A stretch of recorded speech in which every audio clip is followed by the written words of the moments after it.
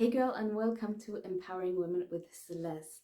Today I'm talking to Sam, who is a very young, energetic woman, but she's also very smart. She has been working a lot on herself in her life and going through um, this journey of journaling. And we're talking about everything between self image, self love, confidence, and a lot of other things. So I hope you will get some good out of this. I know there are a lot of good. I loved this talk, it was really great. So get some water, get a notebook, get something to write with, and get ready to listen and learn. All right. So we're on. Hello, everybody. And I am Celeste, and I'm here with Sam today, who's going to talk to us a little bit about her story and how it can help you. So, hi, Sam. Hi, thank you so much for having me. Yeah, you're so welcome. I've been very excited to talk to you. Very excited. Me too. I'm so excited. Talking a little bit before, so we know where we want to go, and we just want to hear your story, what you have been doing, how it helped you, and how can this maybe help other young women. So yeah. Okay. So really kind of what I want to talk about today is this concept and this idea that the change in the world that we want to see, the life that we want to build, our dreams that we want to accomplish all begins with us. And this is something I'm very passionate about because it's helped heal me in so many ways. And I realized it actually began it was 2 years ago, maybe 3 years ago when it really started. And I'm getting so excited because my words are not forming, some just pumped. Let it flow, let it go. So if you think about it, when you are in a relationship with a person, you love that person. You want to make sure they know that you love them and you want to take care of them. You want to do things with them, see like what they've been through, like what their life experience, like who they are. And most often we don't do that with ourselves. We hide that, we push it away, we pretend it doesn't exist. And we look for other people for validation for who we are, that, oh, we're a good person. Well, I'm coming to you because I need validation that I am a good person or that this is okay of who I am, instead of looking to us, which is the only person we need validation from. And once you once this comes into your head as something like, oh my gosh, this is the key, it changes your entire life. I stopped looking for validation in other people. I mean, I still struggle here and there, like we all do, but I'm actively seeking my validation and what I want to do instead of people pleasing.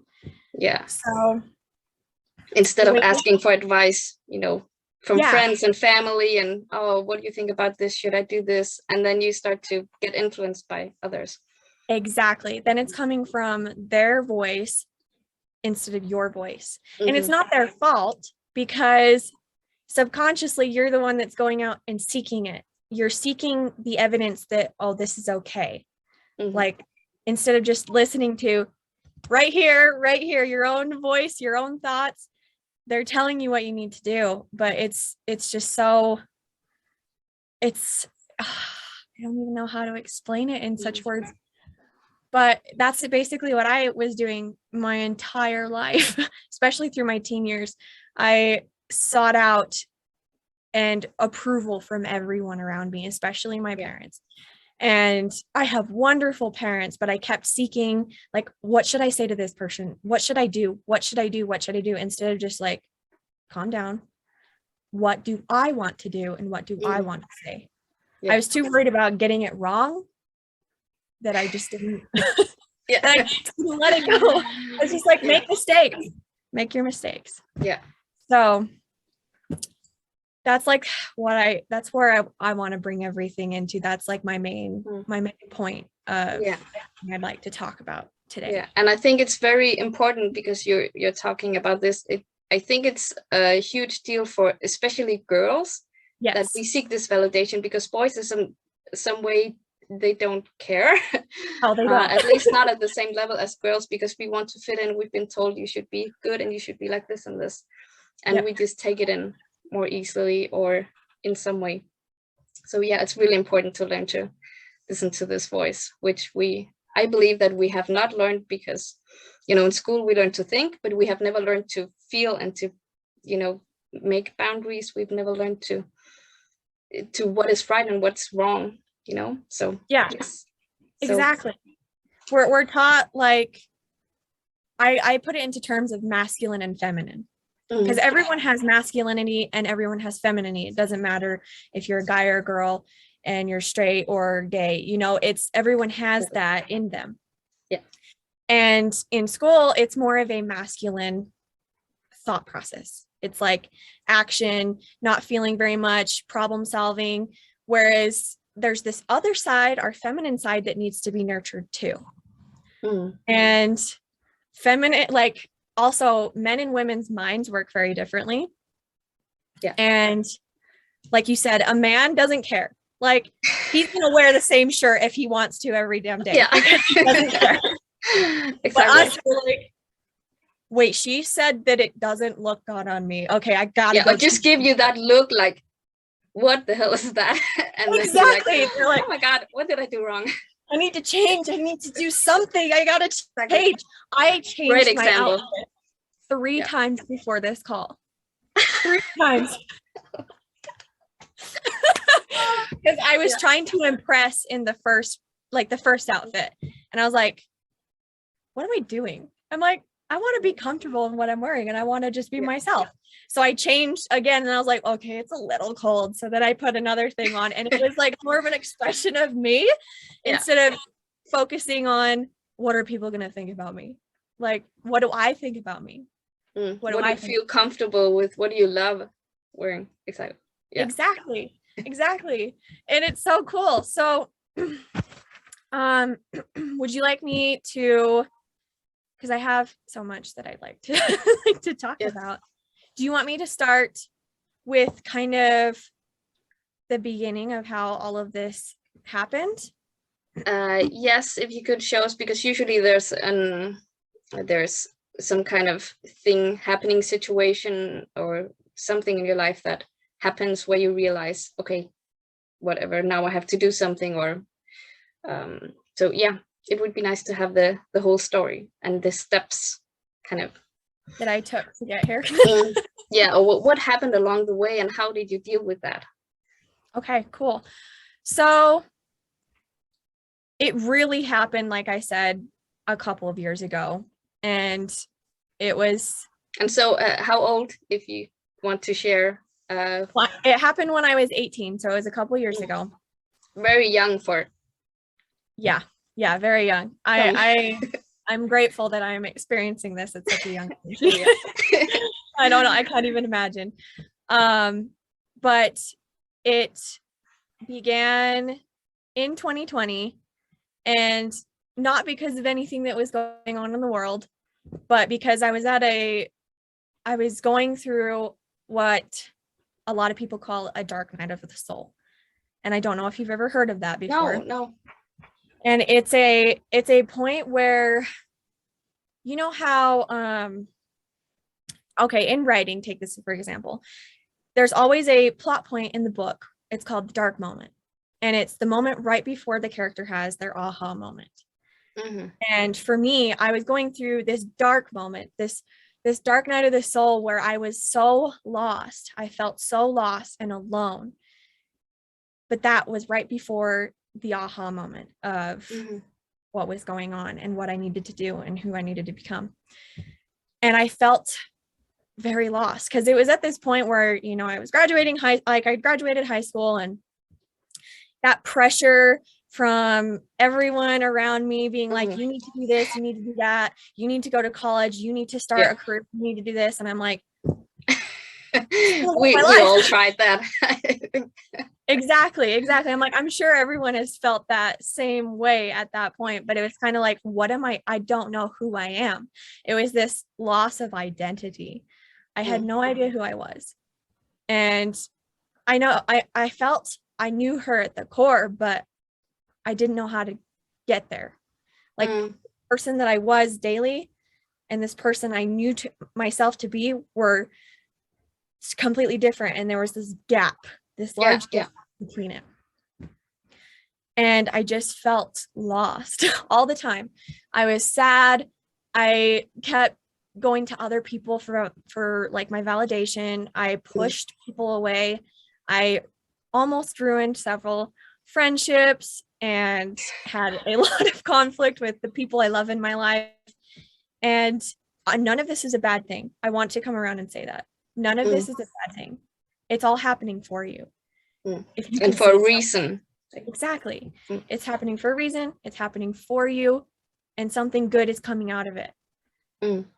And I found this blog, and it was called Loner Wolf, and it was a spiritual, I don't know if you've ever heard of them. They're so good.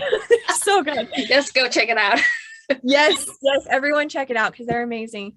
And it's a spiritual space. And I knew I was a spiritual being, but I didn't know in what way I wanted to express that. And I realized what I was going through was a spiritual awakening. And a dark night of the soul is part of that. It was like my soul being like, wake up. We are getting down to business. You are going to be you. You're here. Yes. Like, okay. All right, let's do it. Okay. Yeah. So how do you deal with that? Exactly. It's in little steps. It's honestly very small for me. I never did anything when I didn't feel I was ready, in the sense that not where my mind was like controlling me and being like, because we're never really ready. Sometimes we just have to go and do it, Yeah, usually we're not ready. We just have to do but it there anyway. was always like this sense of feeling like this will come, that I will read this. I'm a very intuitive person. And so I'll read that when it comes, like when I know, if that makes sense. And it always happened that way. I would start reading because I bought like a few of their books, and I never read it all in one sitting because it was like too much at once for my too overwhelming. Yes. So what I would suggest is taking things in very small micro shifts, and in your own pace, because it's different for all of us, for everyone. If you want to go fast, you feel ready to go fast, do it. If you need to take your time and really fully absorb, like I did, fully absorb and experience what you are contemplating, do that. It's all your experience. And one thing that I've learned that is very valuable is trying new things, in the sense of shifting the way you do a routine or the way you learn things, like finding different methods and finding what works for you and what doesn't work for you. Because I spent so much time like trying to conform myself to everybody else's like routines and this. And I was like, none of this is working for me. I'm a failure. And that's what I kept telling myself. I'm like, no, it's not. It's just not your way. Take pieces from what you like about their things, bring it into yours. So on your healing journey, take pieces of things that you learn, like from books, and little pieces that you like, take that. And if you didn't like the whole experience, take the things that you did like about that experience. Yeah, and create your own routine, your own ritual. Yeah. Exactly. Because your perspective is everything. Your own unique perspective is going to drastically shift everything that you do once you start realizing you have your own unique perspective compared to another person. And it also helps you have a lot of compassion for everyone else, because everyone's thinking something differently. And I guarantee it, there's so many times where I've been like, oh my gosh, they're thinking about me, like what I just did, that was so dumb. They're like thinking about what I did. No, literally everyone else is thinking about like, oh my gosh, They're thinking what did about I do? themselves. Exactly, Yeah, exactly. exactly. Yeah, I it's a love waste that. of worry. It is a waste of worry. I Yeah. totally agree. But So yeah. in that space, I started, like I said, doing it slowly, and it took. Here I am now, a couple of years later, and I'm still healing. I haven't healed everything. I'm not I like, don't think we ever get done. You know, there's always new to heal. But when you get to a point where you're kind of, okay, now I've healed all from the past, it's easier to kind of take things along the way. So when yes, you've dealt with all the past, then you are at a place where it's easier. yes. It is easier because you're stronger because of what you dealt with and what Exactly. you healed from. So you used journaling to heal through that, or to go through that process. Did you do anything specific, any technique that helped you? I did journal, but not consistently. I was on and off. It, like I said, with the exploring different routines, for a little while, I would journal every night, and it helped me, but I got kind of like, I skipped it one night and then I just skipped it for a month, like I stopped Yeah. for a while. And for me, I could feel the difference of me not journaling. I felt heavy. Like I felt like I couldn't breathe because I wasn't releasing what I was feeling. So everyone needs to have their own form of release. It doesn't have to be journaling.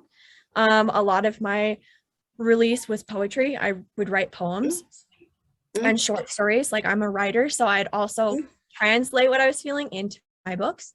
Yeah. And like, so everyone has different processes of releasing. But once you start healing, they're also like, healing includes releasing. And for me, I found that journaling does really help with that. But when I feel like it doesn't have to be every day. I go more by weekly, like a weekly sense of what I want to do in the week. Yeah, because we're also so busy, and if you're studying or you have a full-time job, or you're studying and have a part-time job, when do you find the time to do all of that? So yeah, just take it on a weekly basis. Yeah. So even with healing, like taking healing on a weekly thing, I would go for drives.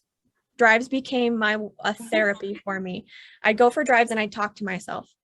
And yeah, I do that too. Exactly. It's like people are like, she's talking to herself. Yeah, and I go for walks. I love nature, so I go for walking in the nature, and I talk to myself, and suddenly there's a person. I'm like, oh, hi. I wasn't talking to you. That's awesome. Exactly. So I do that as well. Also a way to process your thinking and heal in some way. Yeah, I totally agree. Like, once you are able to verbalize your feelings, I also feel like it takes the power away. Oh yeah, that's a great one. And it's like, oh, well, that isn't really that bad, actually. It's not as bad as I was making it out to be, but since I wasn't talking about it or communicating it, it was becoming such a it becomes bigger in your head, and it becomes like a fear, and the thoughts build up. And so yeah, talking to it with someone or by yourself could help that. Yeah, exactly.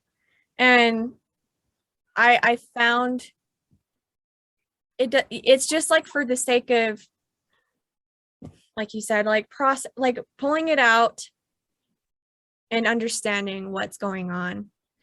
And it doesn't, like, I would suggest, if you would like to talk to other people about it, go in with the conversation of being like, hey, I just need to kind of talk this out.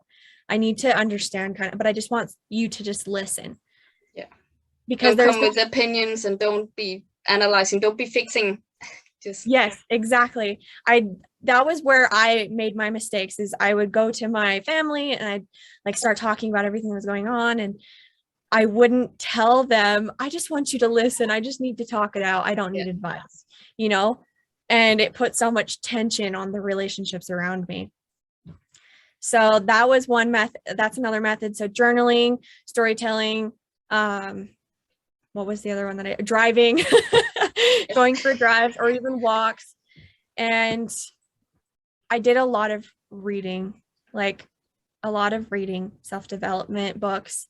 My current favorite one that I am reading is this one. Oh. And it's The Mountain Is You by Brianna Wiest. It is very good. It is very good.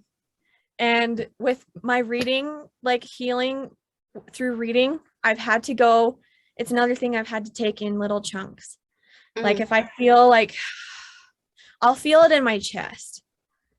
I feel things when I'm done, like I need to just process something. I feel it in my chest. And so I'm like, okay, we need to take a break. We're going to set the book down and we're going to just think about that, you know? And that is very powerful once you understand the way you process things and the way you learn about things can help so much. Yeah, I know it. I also have, well, I'm kind of, I don't know how to explain, but I have, when I start something, I want to do it until the end. It's really hard for me to stop something like in the middle. If I'm in the middle of a book and I'm thinking this is boring, it's actually really hard for me to stop because I feel like I have to finish it in some way. Yeah. I totally understand what you're saying. I was like that for a little while as well. But like you say, listen, if this does not resonate with me, just leave it. Then maybe you're not ready, or maybe you just don't need it.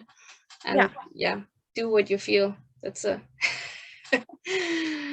learning too. And especially with books, there are some books that I can read and I'm like, okay, I got it. I remember it and I got it and it kind of makes sense. And then there are books that I read over and over and over again. And like you say, then I read it and then I take a break and then I read a part again, because it's like, it takes longer to kind of sink in. And usually it's the heavy, work stuff.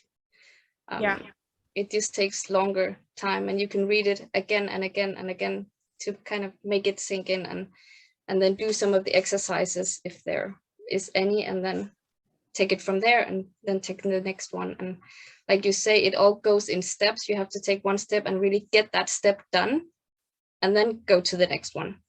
Yeah, exactly. Because I had somebody give me an analogy a little while ago. It's like when you're at the bottom step, or say you're at a certain step, you can't see, metaphorically, you can't see 10 steps in front of you. You can only see the next step. Exactly. And it doesn't matter how small that is or how big it is. Like, it's the smaller the steps. Like, I realized recently I kept thinking I had to take such big steps, but I don't. Like, it's such Jumps. a yeah, like I had to, exactly, it wasn't even step, it was a jump. I'm like, I'm gonna go leap across this river of like inner turmoil and we'll be fine at the other side.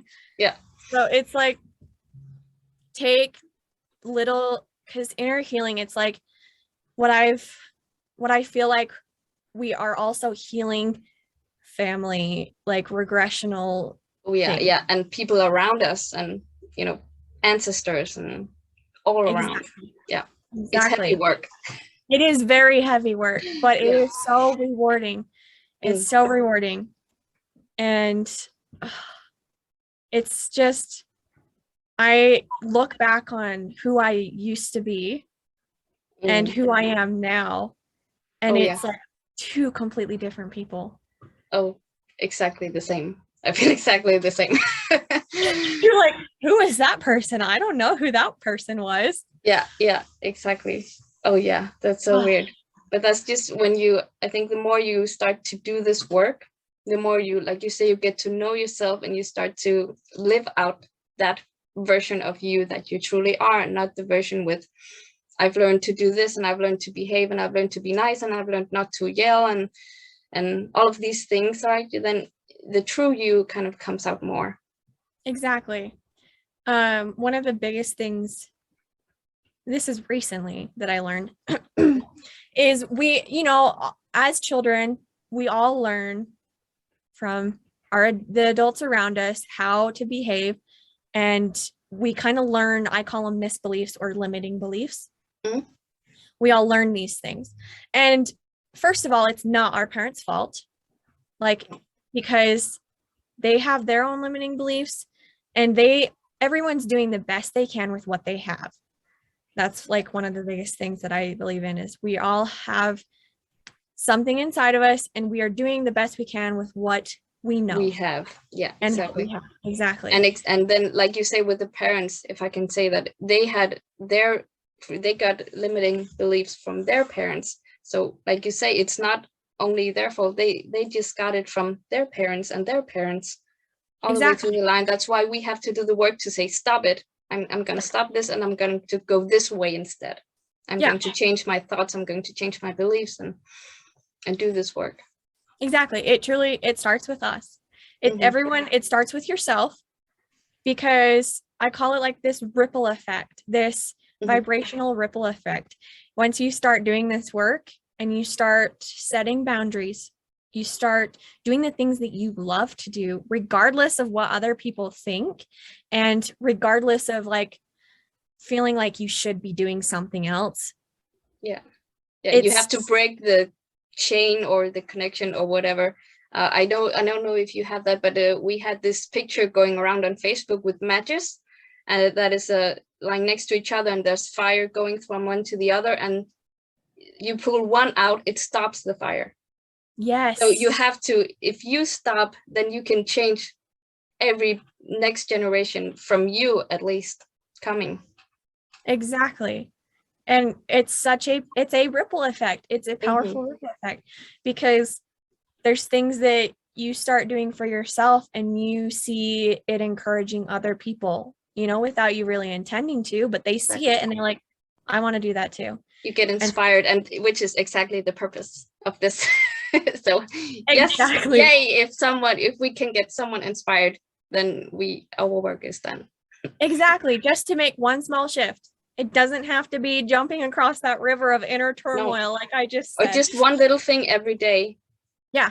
Can change along the way, because like sometimes we tend to, we look far ahead and we're like, oh, we want to go so far away, and like you say, the gap is too big. So start focusing on the small things and the everyday steps, instead of in 10 years I want to do this, but you get further by focusing on the small steps. Exactly. Tony Robbins says, this is something that I learned just recently. He says that we underestimate what we can do in a year, but we overestimate what we can do in 10 years. Exactly. Or 5 years, or whatever it is. And it's like, think the only place that we can do anything is now.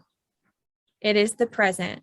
This is something I'm still working on. I tend to look into the future like more often than I should. I kind of live there, I'm like, I kind of live there, instead of being like, take a breath.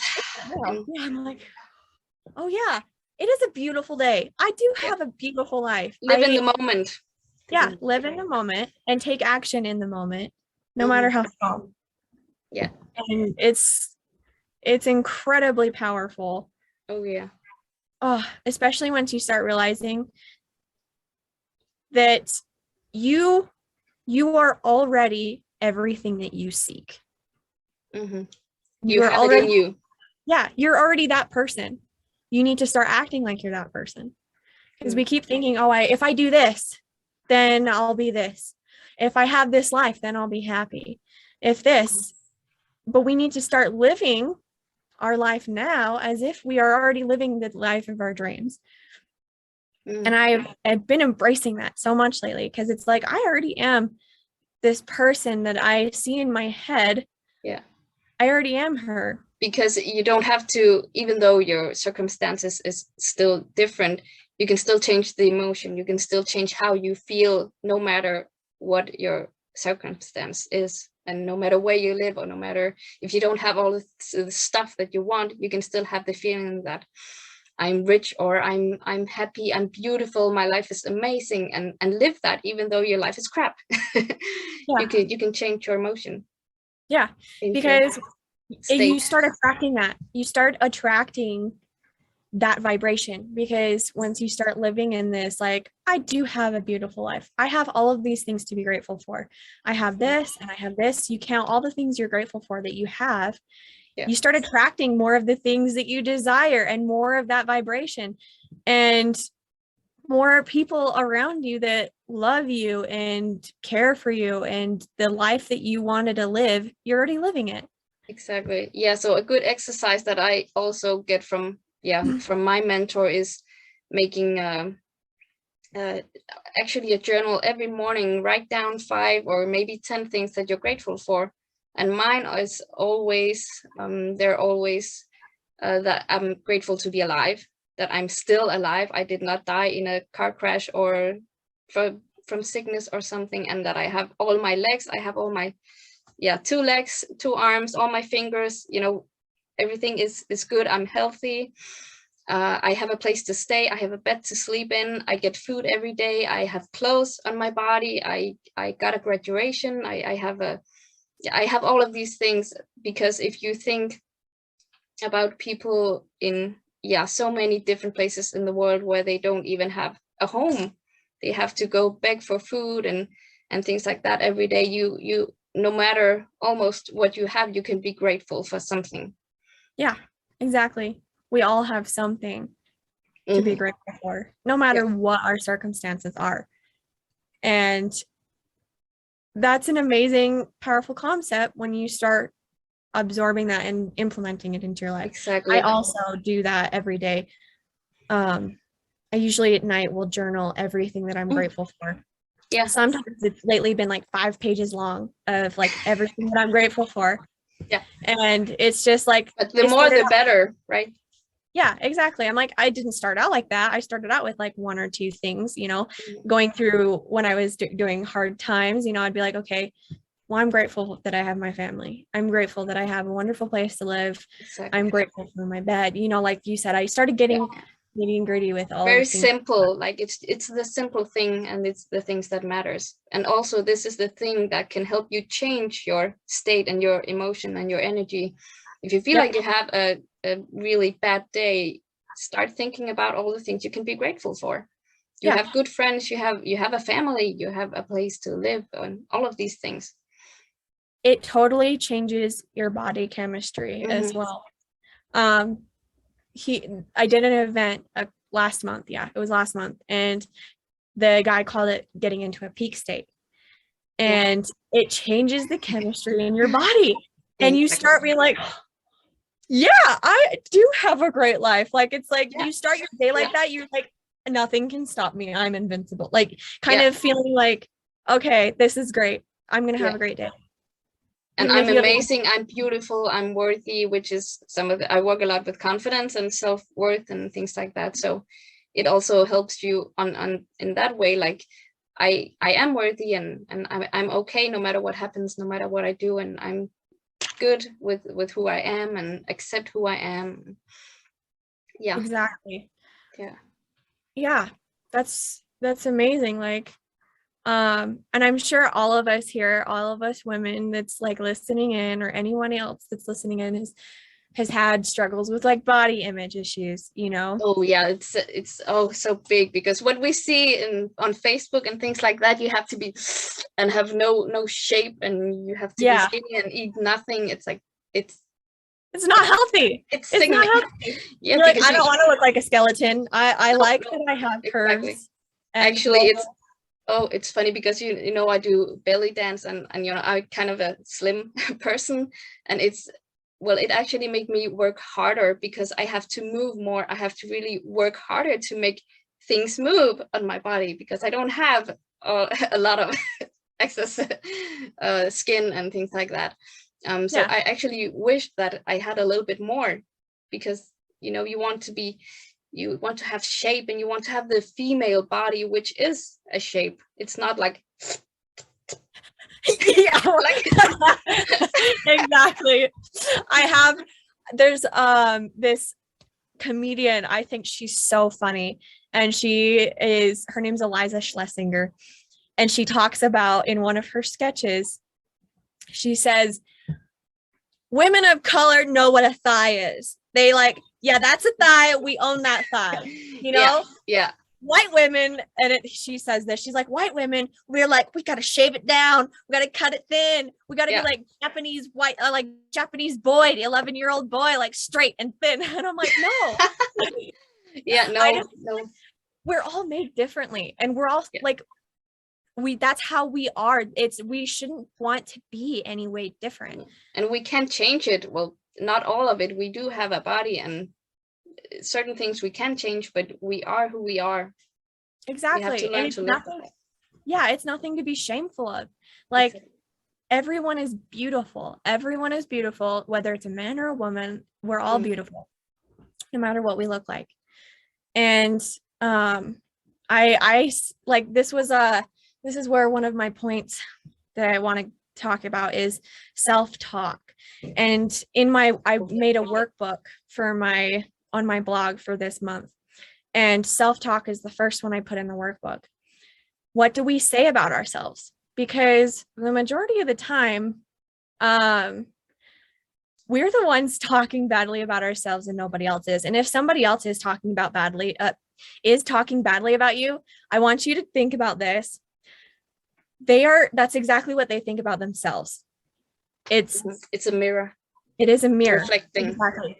So anything anybody says to you, oh, that you're too fat, like you should not eat, or like you're not pretty, like that acne on your face is ugly, like it's what they think about themselves. It's nothing to do with you. They're self-conscious of it, so they're more noticing everything around them that's like that, and they're like judging other people because they judge themselves. Oh yeah. Yeah, so I like, have that too. So that's one of my things. Yeah. I still do. I'm like, we all, like, I'm still constantly working on it. I still am sometimes like, me too. I'd really like to get rid of this belly chub right here. That would be nice. Yeah, love handles. Yeah, I'm like, that would be nice. But then I just start owning it. Like, one of my favorite expressions of my body is just dancing. Like, you like belly dancing. I love dancing to Latin music. I love it. And I embrace all of the things that I used to be self-conscious about. And I love it. I love that part of my body. Like, I love it. I'm like, you are beautiful. You are exactly as you need to be, and you don't need to be any other way. Mm. So once we start, because in our minds, like, we have very powerful minds. Our thoughts and words create beliefs in our head, and beliefs create our life. Yeah, so because we act on those beliefs. Yeah, exactly. Belief is it's like, there's good beliefs and there are bad beliefs. We have to make them good. Right? Yes, exactly. There's what I call in writing misbeliefs or limiting beliefs that they're detrimental to your health and your life. And then there's the good ones, which is usually the opposite of whatever you're telling yourself. So self-talk, like, watch what you say to yourself. And this doesn't have to shift overnight. What I'd start doing is I would think of something that I knew wasn't good for me to say to myself. And I'd slowly shift that every day. Did you write it down? Once I would, but I'd also, if I caught myself saying it out loud, I would stop myself. So it's about becoming aware. Yes. Every time this happens. Aware that it's happening and consciously shifting it. So say, trying to think of an example here. The word should, I'm working very hard to eliminate from my vocabulary. The should is such a detrimental word. I would say, well, I should go do this. And it's something I love doing, like writing. I was like, I should go write, And like Tony Robbins, you mentioned him. He said, you go shoot all over yourself. Yes, exactly. Yeah, I should do this. Yeah, make it a must. Yes, it must be a must. So you must know who Tony Robbins is then. Yes. Okay. I've been on UPW. Oh, you have? Wait, did you go this year? No, last year. Okay, well, that's what I just did. That's what I just did last month. Great. So it was so good. Yeah, you should all over yourself. Yeah. And it's like, no, I would start shifting, and I say, like, no, I'm going to go do this. I'm going to go do this. I must do this. And once I'd start doing it, I was like, yeah, I really love this. Like, why was I, like, why do I do that? I still do that. I'm like, I should go right. And then I'm like, and then I hesitate.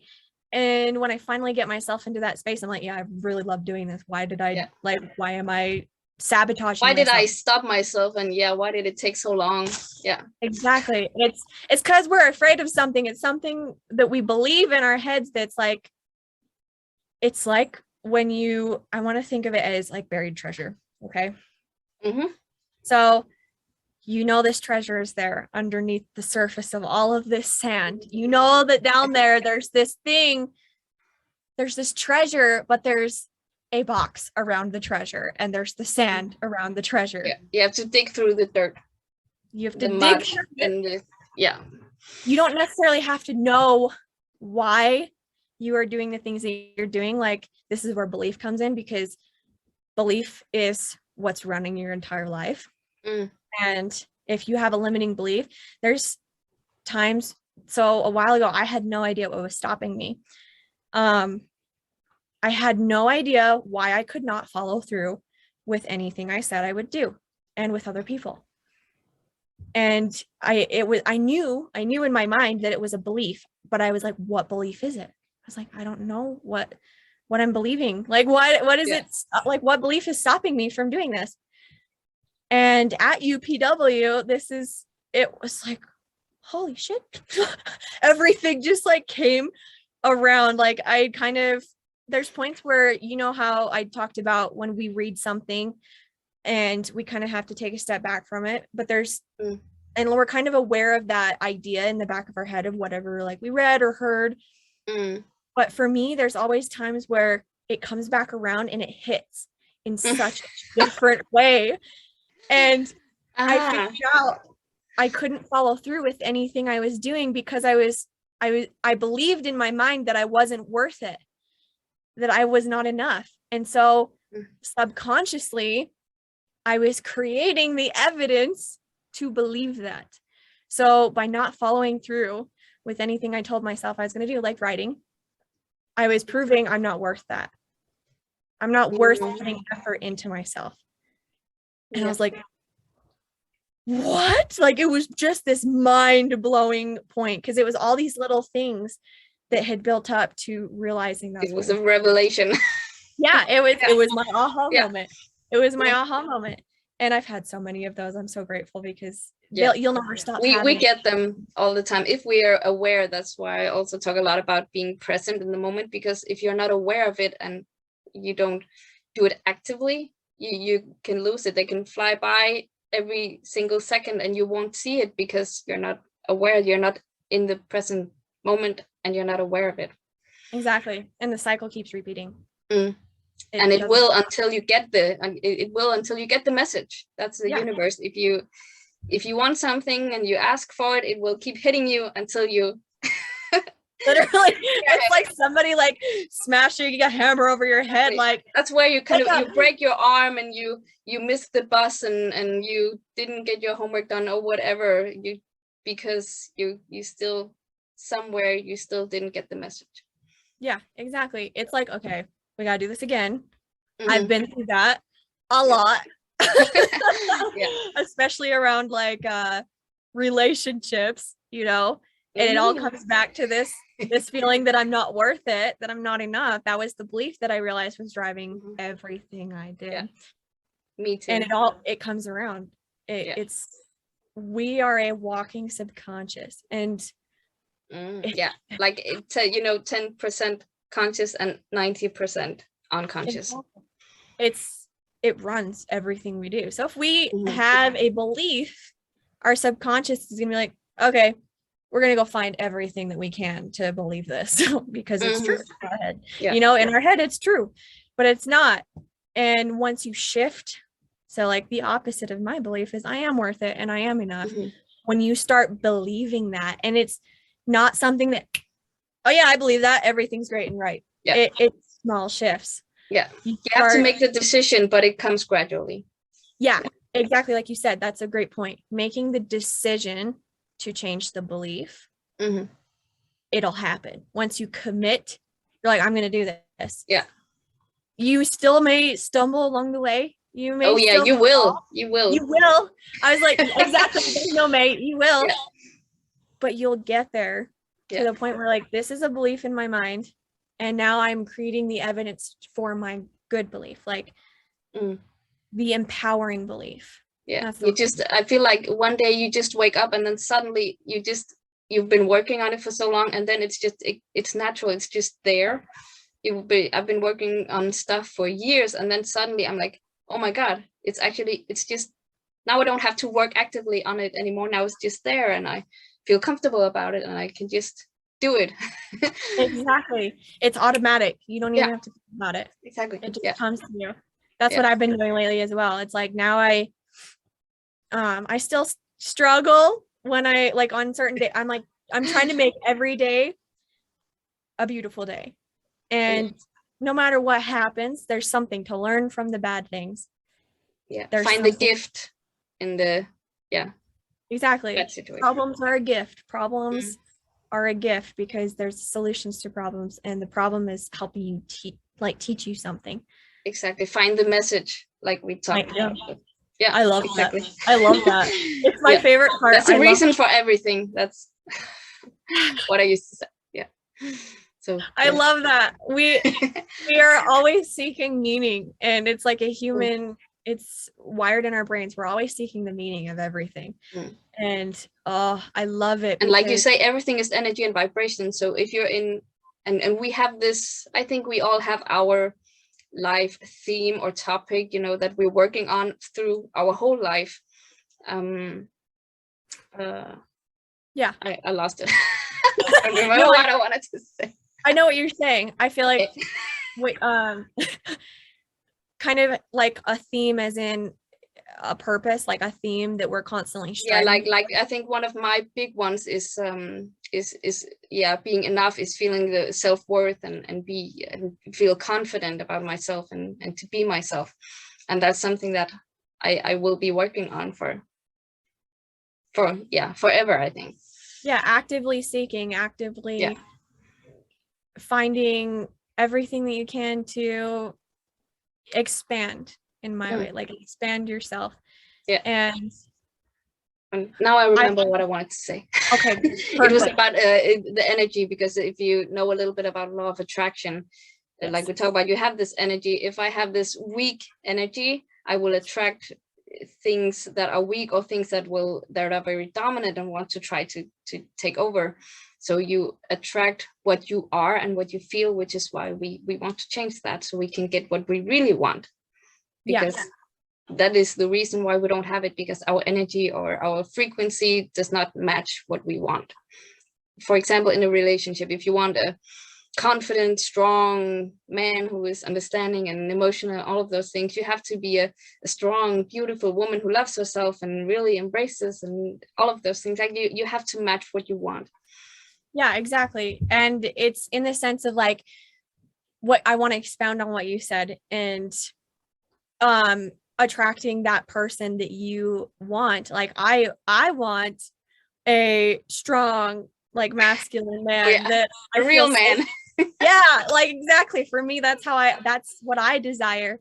And I do need to be a strong, confident woman, but in the sense of like, I don't have to be masculine energy. I don't have to be masculine energy.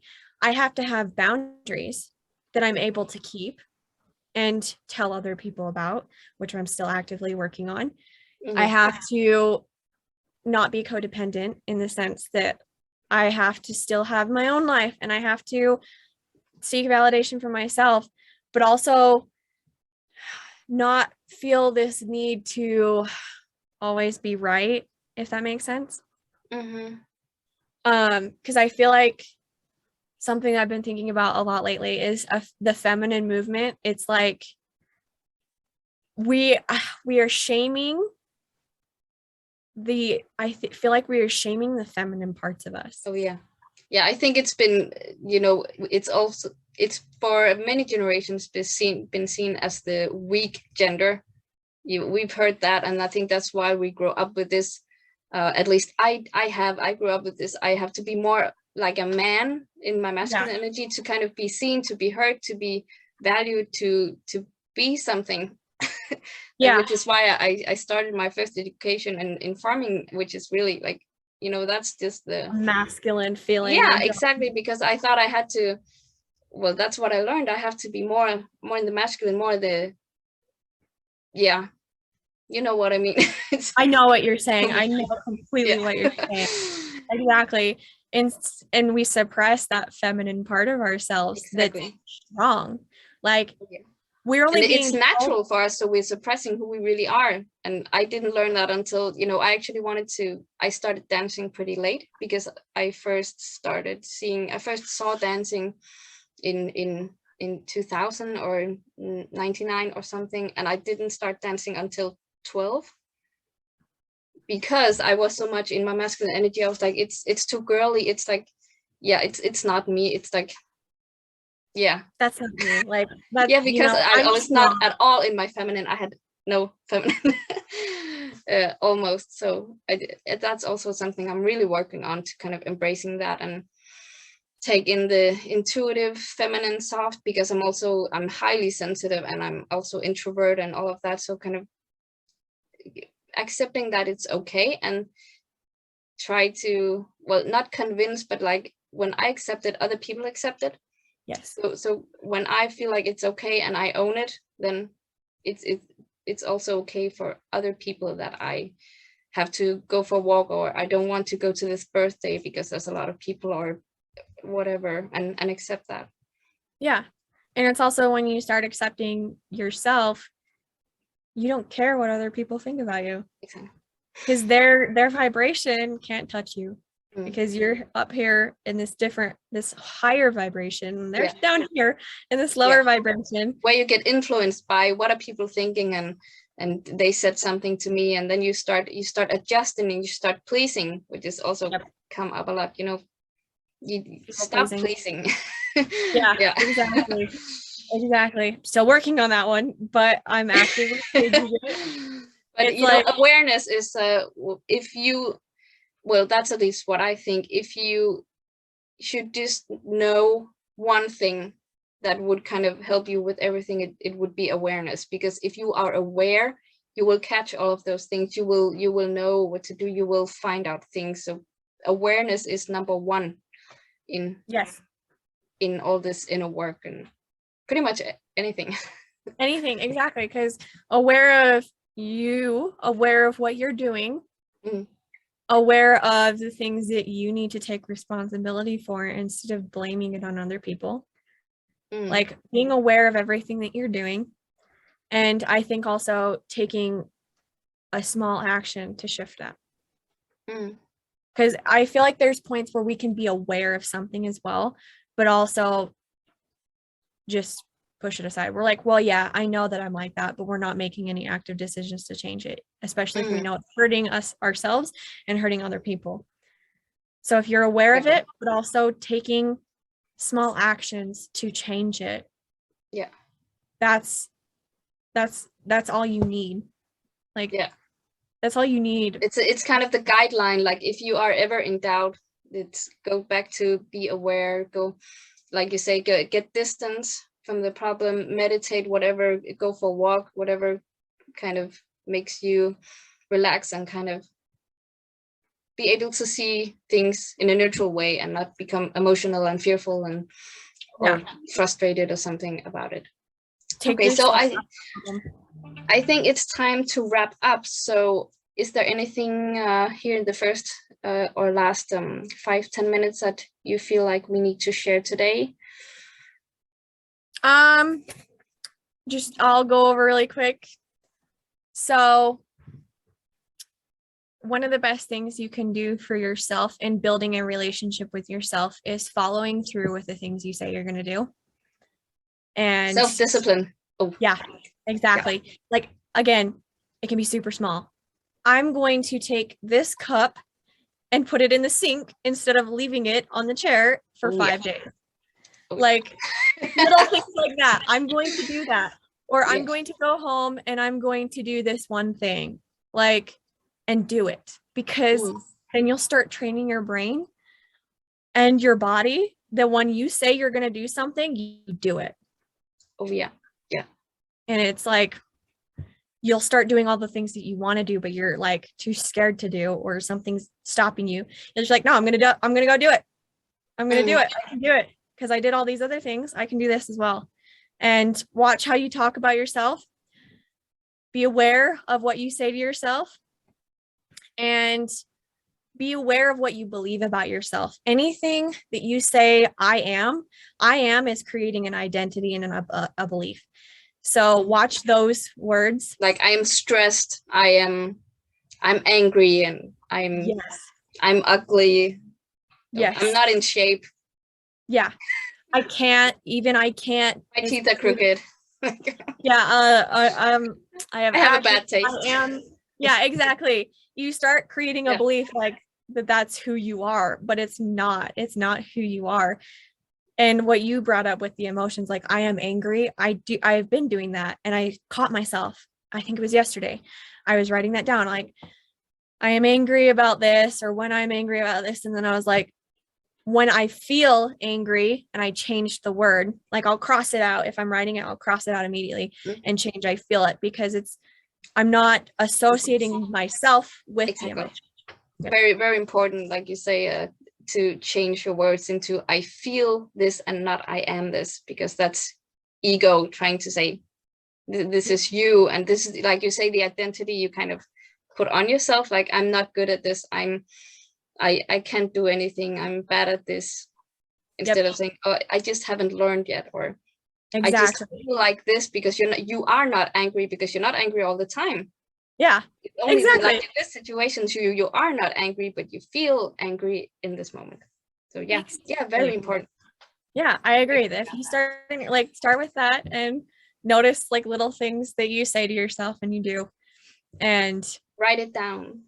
I agree. Writing it down doesn't matter if you journal or not, even if you just grab a piece of paper. Writing things down helps implement it in, I can't remember the exact statistics, but we know that there's a scientific study out there that writing something down helps ingrain it into you like a certain percentage more than just hearing it, and helps you release it and things like that. Exactly. Yeah. So great. I think that's it. Yes. And we just take another one if there's so much to talk about. I think we got good around a lot of it. So there's lots of work. If you listened very closely, there's a lot of work to do here. Just take one step at a time, like we talked about, and you'll be fine. And watch the next one. Exactly. And if you feel at any point in the video, you're like, you need to stop, do it. Pause. Like, stop. And go back. Exactly. And you can come back to it later, because something might hit you differently. So thank you so much for having me. Yeah, thank you so much for coming. It was a pleasure, and we will do this again. I agree. I think we have so much left to talk about. So and thank you for all of you out there for listening. We will be back with another video very soon. So yeah. Bye.